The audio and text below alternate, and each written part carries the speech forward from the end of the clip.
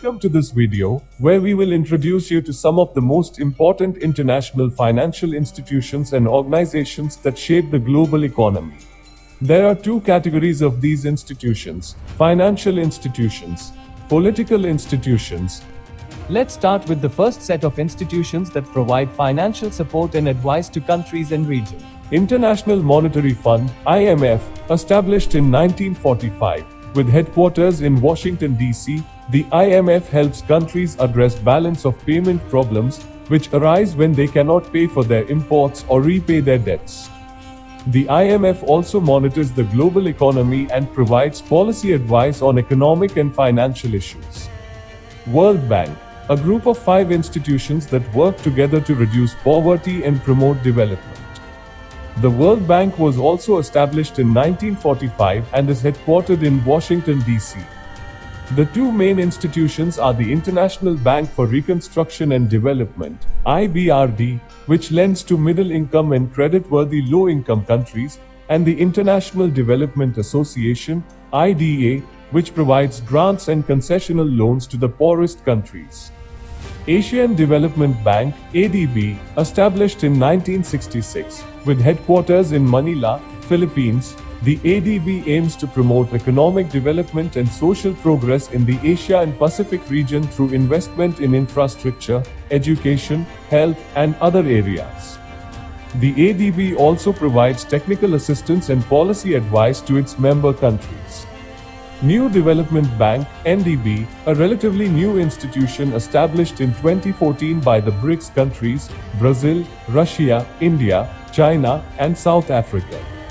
The NDB is headquartered in Shanghai, China, and focuses on supporting infrastructure and sustainable development projects in BRICS countries and other emerging economies.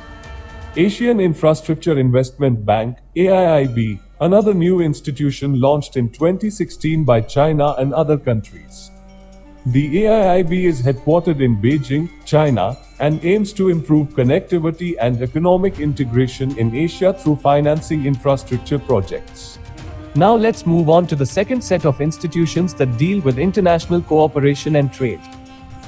Commonwealth of Nations, a voluntary association of 54 countries that share a common history, culture, and values. The Commonwealth was founded in 1931 and has its secretariat in London, United Kingdom.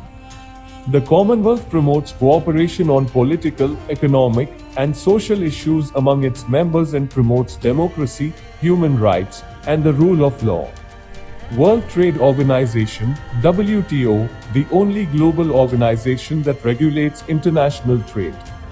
The WTO was established in 1995 and is headquartered in Geneva, Switzerland.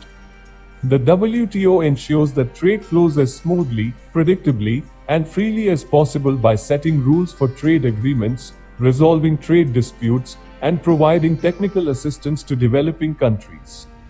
G20, a forum for the leaders of 19 major economies and the European Union to discuss global economic policy. The G20 was created in 1999 and has no permanent secretariat or headquarters.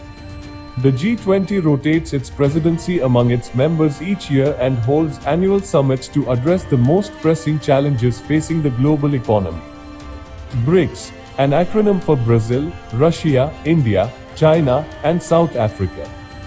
These 5 countries are among the world's largest emerging economies, and they have formed an association to increase their cooperation on economic and political issues.